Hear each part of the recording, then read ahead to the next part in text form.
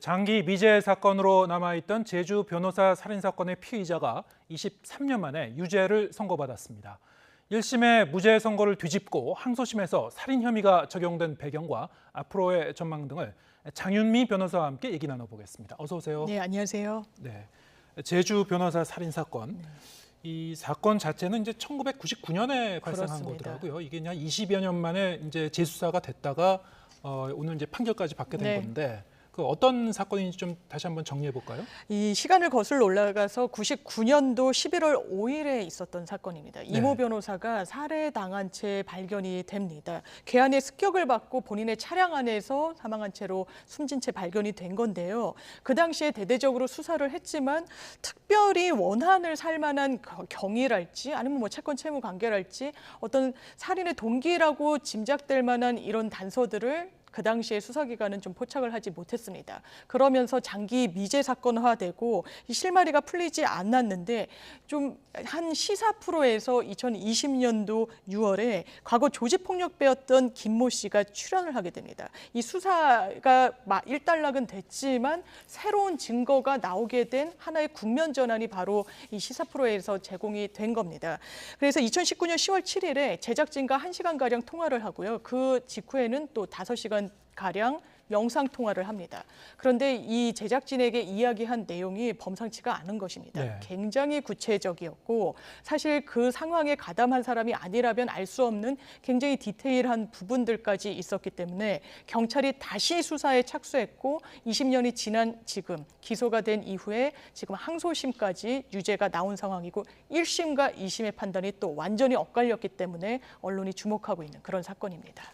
지금 이제 1심과 2심이 모두 이제 올해 이렇게 그렇습니다. 진행이 된 건데 한 반년 정도 전에 있었던 1심에서는 무죄였어요. 네. 그런데 이번에는 어떻게 유죄가 판결이 난 건가요? 일단 1심에서는 직접적인 증거가 없다라는 점이 가장 유력하게 무죄로 판단되는 근거로 작용을 했습니다. 네. 이게 사실 국내에 이 사람이 머물러 있었으면 기소조차 되지 않았을 겁니다. 시효가 2014년경에 이미 도과한 사건이거든요. 예. 근데 해외에 머물렀기 때문에 시효가 중단이 돼서 수사가 재개가 될 수 있었던 부분이 있는데 1심에서는 이 부분과 합리적 의심이 배제될 정도로 살인죄의 어떤 공동 정범, 그러니까 행위를 분담해가지고 살인까지 의율하기는 좀 어렵다라는 그 결론을 냈고요. 항소심 재판부는 전혀 다른 판단을 내렸습니다. 지금 살인죄와 관련해서는 유죄로 인정하면서 징역 12년형을 선고를 했는데요. 그 당시에 이 방송 제작진한테 이야기한 내용들, 본인이 미행을 했고 미행을 시키면서 어떠한 사실관계들을 정보로서 취득하게 됐고 범행 현장은 어땠었고 그 당시에 사망에 이르게 된 그 흉기로 이렇게 좀 찌른 부위 등에 대해서 매우 구체적으로 이야기를 합니다. 또 증인들의 증언이 유죄로 판단을 하는데 결정적으로 작용을 했는데 그 당시에 그 현장에서 실제로 살인에 가담한 같은 조직폭력배 출신의 이 손모 씨가 있습니다.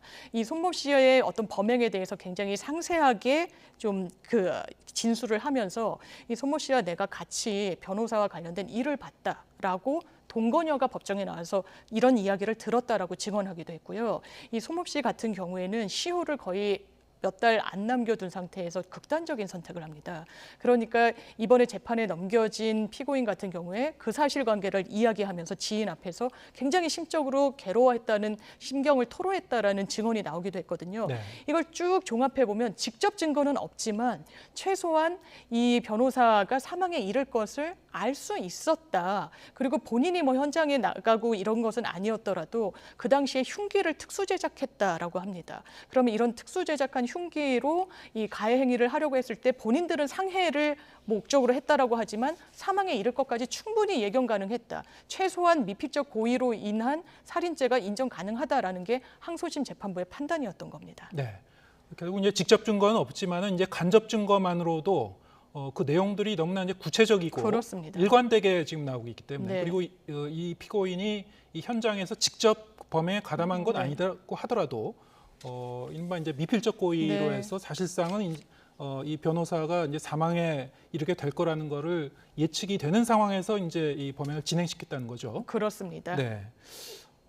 그것이 알고 싶다에 이 피고인이 출연을 해서 이제 그런 굉장히 구체적인 인터뷰를 했던 건데 본인이 이제 착각을 했던 모양이에요. 아까 잠깐 네. 말씀하셨습니다만 이제 공소시효가 이제 지난 걸로 착각을 했던 거죠. 네, 그렇기 때문에 굉장히 세밀하게 이야기한 것이 아닌가라고 좀 추정되는 부분이 있습니다. 그런데 형사소송법 253조를 보면 범인이 형사처분을 피하기 위해서 국외로 도피할 경우에 그 기간 동안 시효가 중단된다라고 하거든요. 네. 이 부분은 형사처분을 피하기 위한 목적으로 규정이 돼 있지만 범행을 저지른 직후에 해외로 도주를 하면 그거는 범행을 저지른 걸 이 형사처벌을 면하기 위한 의도가 있었다고 자동적으로 보게 되는 그런 겁니다. 그렇기 때문에 아마 본인은 해외에 체류한 기간까지 공소시간 기간이 다 포함이 되는 걸로 착오를 해서 제작진에게 굉장히 상세하게 이야기를 한 걸로 보입니다. 왜냐하면 본인의 형사 죄책을 질 것까지 감내하면서 제작진한테 이렇게 협조할 필요는 전혀 없기 때문에 네. 착오를 했던 것으로 좀 추정되는 부분입니다. 네. 피고인 측이 이제 대법원에 상고를 했어요. 네. 대법원에 가서도 어떻게 유죄가 날까요? 어떻게 전망됩니까? 사실 대법원에서는 원심, 그러니까 이번에 판결이 난 항소심이 법리적으로 제대로 사실 인정을 했고 증거 채택을 했는지를 들여다보게 되기 때문에 네. 새로운 증거 현출은 가능하지 않습니다. 아마 이 부분과 관련해서도 뒤집어질 가능성이 없지는 않지만 이 특수 제작한 흉기 그리고 조직폭력배 활동을 했기 때문에 이런 흉기를 사용하면 사람이 또 사망에 이르는 경우들을 간혹 봐왔다고 합니다. 그렇다면 본인의 인식 속에서는 변호사에게 이런 흉기를 휘둘렀을 때 사망할 수 있었다는 건 충분히 정황상 인정이 가능한 부분이기 때문에 개인적으로는 뒤집어질 가능성이 높진 않다라고 생각합니다. 또 다른 관심은 이제 누가 이 배우에서 지시했는지, 그렇습니다. 배우가 누구였는지인데요. 이것도 좀 추가 수사를 통해 밝혀질 수 있을까요? 그렇습니다. 검찰은 일단 상고한 부분과 관련해서 이 부분 끝까지 진실을 파헤치겠다는 입장 내놓고 있습니다. 본인이 그 변호사와 직접 인연이 있었던 게 아닙니다. 이 피고인 같은 경우에는 3천만 원을 줄 테니 이 변호사 혼 좀 내줘라라는 어떤 심부름을 듣고 범행에 가담을 했기 때문에 분명히 그 지시를 한 당사자는 있거든요. 지금 수면 위로 드러나 있진 않긴 하지만 그 부분까지도 좀 실체적인 진실에 접근하겠다는 게 수사기관의 의지입니다. 네. 다음 주제로 이제 바꿔보겠습니다. 최근에 이제 제주행 비행기에서 아기가 울었다는 이유로 이제 기내에서 난동을 부린 남성에 대한 소식이 있었죠. 그래서 이제 이 사람이 이제 이 기내에서 소란을 피우다가 이제 처벌을 받게 되는데 네. 당사자가 좀 또 다른 주장을 하고 지금 나섰다고 해요. 아이 아빠가 먼저 폭언을 했었다 이렇게 주장을 했다고 하는데요. 이러면 좀 그렇습니다. 상황이 달라지는 겁니까? 꼭 그렇지는 않습니다. 본인은 아마 본인의 폭력 행위를 정당화하기 위한 과정에서 나도 좀 억울한 부분이 있다. 문제 제기를 처음에 했을 때 그걸 그대로 수용했으면 그렇게 세게 문제 제기를 하지 않았을 텐데 아이 아빠가 내 아이한테 왜 그러냐라는 취지로 오히려 적반하장식으로 나왔다라고 좀 항변을 하고 있는 것 같습니다. 그런데 그렇다라고 해서 이 항공보안법 위반 혐의가 사라지게 되는 건 아니고요. 다만 이 범행에 이르게 된 경위에 있어서 참작이 될 수 있을 그 여지는 있지만 오히려 본인의 행위가 정당했다라고 이렇게 변소하는 부분은 재판에 가면 반성하지 않는다라고 오히려 역효과를 낼 수도 있는 주장이어서 이 주장은 또 목격자들의 말과 또 일치하지 않는 부분도 있어서 이걸 재판부가 그대로 받아들여 줄지는 좀 지켜봐야 될 것 같습니다. 네. 그런가 하면 이제 같은 날 KTX에서도 이제 비슷한 소동이 있었다고 하죠. 그렇습니다. 네. 이 대중교통에서 이런 유사한 사고가 이제 계속 이제 잇따른 기미를 보이니까 이제 원희룡 국토부 장관도 강경 대응을 이제 시사했다고 해요. 자, 이런 경우에 네. 이 항공기 이제 비행기 안에서 이런 소란을 피운 경우와 KTX 같은 네. 열차 안에서 이제 이 소동을 부리다가 이제 이 처벌을 받는 경우 이 법적 근거가 좀 다를 것 같습니다. 그렇습니다. 처벌에. 네.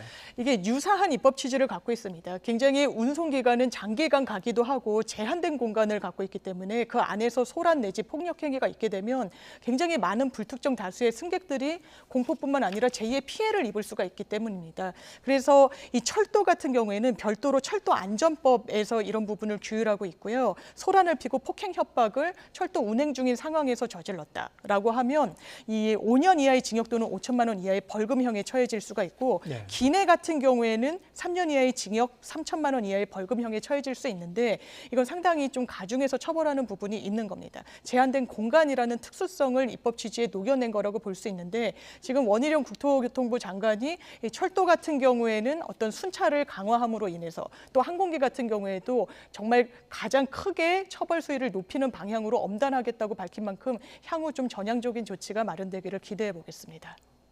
그냥 형법상으로 이제 이 욕설을 하게 되면 이제 모욕죄에도 해당되는 거 아닙니까? 그렇습니다. 예. 불특정 다수가 듣고 있다면 이게 전파 가능성이 있는 겁니다. 공연성이 있는 제3자가 보고 있는 상황에서 사회적 평판을 저해하는 언사를 한다. 전형적인 모욕죄고 부가적으로 항공보안법뿐만 아니라 모욕죄에도 추가로 해당할 여지가 매우 높습니다. 추가로 적용할 수도 있다. 그렇습니다.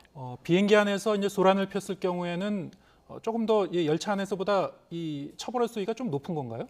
아니요, 이게 법정형 자체는 좀 낮게 돼 있습니다. 철도는 네. 5년 이하, 그리고 항공기는 3년 이하라고 돼 그렇군요. 있지만 그렇지만 재판에 갔을 때 이게 법정형에 다소 차이가 있다라고 해서 큰 차이로 결과가 나진 않습니다. 왜냐하면 이 어떤 제한된 공간에서 다른 다수의 승객들에게 불편을 초래하고 나아가서 공포에 질리게까지 하게 한다는 이런 부분을 처벌한다는 입법 취지는 동일하기 때문에 이런 부분은 아마 이 합의가 되지 않거나 하면은 더 처벌 수위가 높아질 수밖에 없는 그런 범죄입니다. 네. 뭐 이유와 어떻든 간에 이 대중교통 안에서 다른 사람들의 이제 불안과 공포를 조장하는 네. 행위, 미연에 좀 방지를 해야 되겠죠.